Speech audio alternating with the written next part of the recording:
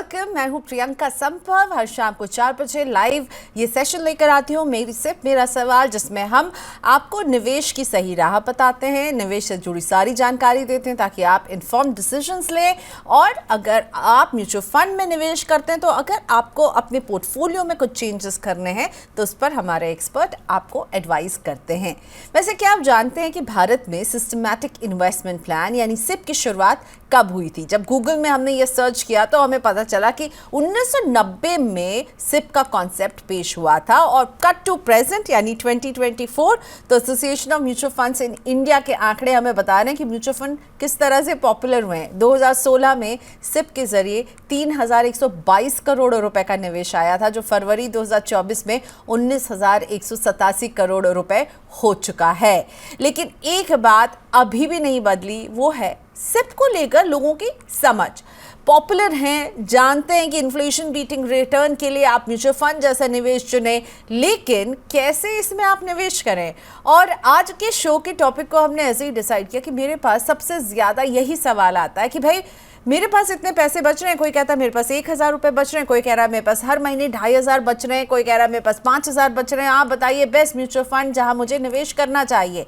लेकिन इसका एक जवाब नहीं हो सकता और एक फंड केवल मैं आपको बता दूं या मेरे एक्सपर्ट आपको बता दें और आपकी ज़रूरत पूरी हो जाए, ऐसा बिल्कुल नहीं है। सो प्लीज़ ये कहना 5,000 बच रहे हैं बताइए कहाँ निवेश करें, 2,000 बच रहे हैं बताइए कहाँ निवेश करें, क्यों मैं कह रही हूँ कि ये है गलत सवाल और क्या है सही सवाल जो आपको हर निवेश के पहले पूछना चाहिए। इसी पर आज हम बात करने वाले हैं। और मेरे शो में आज मेरे मेहमान हैं माई वेल्थ ग्रोथ के cofounder CFP Harshad Chetanwala. Welcome Harshad sir, welcome to Money nine. Thank you so much, आपने वक्त निकाला। मेरा सवाल में आप पहला डेब्यू कर रहे हैं मेरे साथ मेरे इस ब्रांड न्यू शो में। Thank you so much sir. जी प्रियंका जी, हमेशा अच्छा लगता है कि आपके शो पे आने के लिए, और ये आपका नया बहुत ही इंटरेस्टिंग शो है जो म्यूचुअल फंड और SIP पे फोकस करता है, तो बहुत अच्छा लग रहा है। Thank you for this opportunity. Great. So Harshad sir से अगर आप भी सवाल पूछना चाहते हैं तो प्लीज़ अपने क्वेश्चंस भेजिए ना। अगले ऑलमोस्ट 40-45 मिनट तक हर्षद सर हमारे साथ रहने वाले हैं। और अगर आपको अपने पोर्टफोलियो को रिव्यू करवाना है या फिर आप अपनी फाइनेंशियल प्लानिंग में किसी तरह की मदद चाहते हैं, आप भेजिए अपने सवाल। कैसे भेज सकते हैं अपने सवाल ये जान लीजिए। व्हाट्सएप कर दीजिए 9311121874 पर। ईमेल कर सकते हैं money9query@tv9.com पर। और इन दोनों में से कोई काम नहीं करना है तो YouTube है ना, जी हाँ, यहाँ पर भी आप अपने सवाल हमें टॉप चैट बॉक्स में साइड में लिख सकते हैं। जैसे मैं केदार चौधरी जी का सवाल अभी देख रही हूँ। केदार जी थोड़ी देर में लेते हैं आपका सवाल। लाइव क्वेश्चंस भी आप हमें भेजिए, YouTube पर जुड़िए और देखते रहिए Money nine. Harshad sir, welcome once again. सबसे पहले सिप में निवेश शुरू करने का सही तरीका क्या होता है? क्योंकि बहुत सारे लोग मुझसे पूछते हैं भाई मैं ना हर महीने अब 5,000 रुपये बचा रहा हूँ, प्रियंका बताओ कहाँ करूँ, कहाँ सिप शुरू करूँ, कौन सी सिप शुरू करूँ? और इसका एक जवाब है ही नहीं और मैं बहुत हिचकती हूँ उनको बताने में कि इसका जो है एक स्कीम का मैं नाम दे दूँ वो काफ़ी नहीं होगा। आप क्या कहेंगे? जी, तो सबसे पहले प्रियंका जी, ऐसे प्रश्न आना बहुत ही अच्छी बात है और बहुत ही एनकरेजिंग बात है कि मेरे पास 1,000 है, 2,000 है, 5,000 है। और हम और आप यही उम्मीद रखते हैं कि ऐसे क्वेश्चन आते रहें, लेकिन हमको उसके आगे बढ़ना है, राइट? तो ये तो शुरुआत है कि जहाँ पे हो सकता है कि मैं डिफाइन करूं कि मेरे पास आज बचाने के लिए 5,000 रुपए बचे हैं या 1,000 रुपए बचे हैं। एक सही तरीका जो अप्रोच होता है वो होता है एक गोल और ऑब्जेक्टिव ओरिएंटेड इन्वेस्टमेंट जब हम SIPs करते हैं, राइट, या फिर कोई भी इन्वेस्टमेंट करते हैं। अब एक इंपॉर्टेंट प्रश्न ये है प्रियंका जी कि हम आप और सारे आपके जो ऑडियंस है या फिर कोई भी बिना कोई डेस्टिनेशन डिसाइड किए या फिर कहाँ जाना है डिसाइड किए हम कभी घर से निकलते नहीं है, राइट? ठीक है। अब यही केस है इन्वेस्टमेंट्स का भी। तो जब भी आप कभी भी आप SIP करने की बात करें या फिर म्यूचुअल फंड्स में निवेश करने की बात करें तो पहली चीज आनी चाहिए कि ये जो इन्वेस्टमेंट है हम किस पर्पज से कर रहे हैं, क्या ऑब्जेक्टिव से कर रहे हैं। क्योंकि जब हम उसको एक ऑब्जेक्टिव या पर्पज देते हैं, जैसे SIPs को दे दिया, तो आपको उसको देखने का नजरिया जो है वो इन्वेस्टमेंट्स को बहुत ही चेंज हो जाता है। आपके पास एक टाइम होराइजन होता है, आपके पास एक गोल अमाउंट होता है, और ये एक बहुत ही अच्छा तरीका है आप अपने SIPs को स्टार्ट करने का। ओके, सो आप कह रहे हो कि गोल के साथ शुरू कीजिए।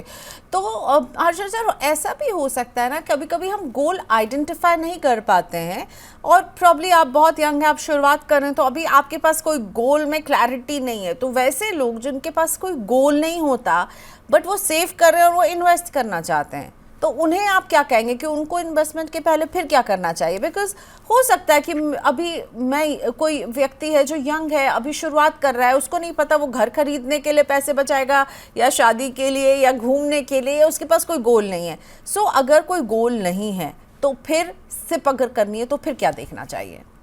जी, तो ऐसे केस में भी प्रियंका जी कि वेल्थ क्रिएशन एक ऑब्जेक्टिव हो जाए। यस। अब यहाँ पे जो है इम्पोर्टेंट चीज ये है कि भले आपके सामने आज के समय में गोल कोई ऑब्जेक्टिव है नहीं, लेकिन अगर आपने एक वेल्थ क्रिएशन को ऑब्जेक्टिव पकड़ के आपने अगर उसको निवेश करना शुरू किया, तो एक डिसिप्लिन एलिमेंट आ जाएगी आप में, राइट। आज के समय में क्या होता है कि हमने देखा है कभी कभार ऐसा भी होता है कि लोग इन्वेस्टमेंट शुरू करते हैं और एसआईपीस करते हैं, और फिर कोई स्टेज पे आके समझ लीजिए मार्केट अगर अगर अच्छा खासा आगे बढ़ गया है, तो बहुत सारे लोग जो है उसको रिडीम करके उसको उसको खर्च कर लेते हैं। अब ये जो चीज को आपको अवॉइड करना है, अगर आप उसको एक वेल्थ क्रिएशन का नाम का एक ऑब्जेक्टिव दे दे, या फिर एक ये सोचे कि ये एसआईपीस इन्वेस्टमेंट जो है भले किस तरह भी मार्केट चले, ये मेरा इन्वेस्टमेंट कम से कम 3 या 5 साल के लिए हम उसको इन्वेस्ट करके रहेंगे। और हाँ, 3 या 5 साल के बाद इस टाइम फ्रेम में अगर और कोई ऑब्जेक्टिव आ गया सामने, तो हम उस पैसे को उसके लिए यूज करेंगे। ओके। राइट, तो एक ऑब्जेक्टिव भले वेल्थ क्रिएशन का ऑब्जेक्टिव हो, खास करके ऐसे यंग लोगों के लिए। ओके, सो आप अगर कोई गोल नहीं है तो कम से कम एक टाइम फ्रेम का ऑब्जेक्टिव आपको लेकर चलना चाहिए कि मैं भाई 3 साल तक ये रेगुलरली करती रहूंगी, मैं इसको टच नहीं करने वाली हूँ। I am going to continue this for 3 years, 5 years, और तब तक शायद आपको और गोल्स में क्लैरिटी मिल जाए तो आप फिर उस तरफ इसको फोकस कर सकते हैं। अच्छा हर्षद सर, ऐसा होता है कि कई बार मल्टीपल गोल्स हो सकते हैं, ठीक है। हायर एजुकेशन एक गोल होता है, एक गोल होता है कि लोग घर खरीदना चाहते हैं, एक गोल होता है कि गाड़ी खरीदने के लिए वो निवेश करते हैं, एक गोल होता है retirement, which is a very important गोल। तो मुझे ये बताइए, अगर एक से ज़्यादा गोल्स हैं और जिनके लिए आप सिप करना चाहते हो, क्या हर गोल के लिए आपको एक अलग सिप करनी चाहिए? आप कैसे सजेस्ट करते हैं हाउ टू गो फॉरवर्ड? जी, बहुत ही अच्छा क्वेश्चन है और बहुत इंपॉर्टेंट क्वेश्चन है प्रियंका जी। गोल्स जो है कभी भी फिनिश नहीं होते, खत्म नहीं होते। अब हम बात कर रहे थे यंग लोगों की जिनके पास कोई ऑब्जेक्टिव नहीं है, लेकिन जैसे ही हम वो थोड़ा सा आगे बढ़ते हैं ना लाइफ और एज में, तो गोल्स जो है हमेशा चलते रहते हैं। हमने देखा है रिटायर्ड लोगों के भी गोल्स होते हैं कि उनको कुछ पैसा जो है उनके ग्रैंड चिल्ड्रन के लिए भी अकुमुलेट करना है। अब ऐसे भी है, राइट। तो ये गोल्स और ऑब्जेक्टिव्स हमेशा साथ में रहेंगे।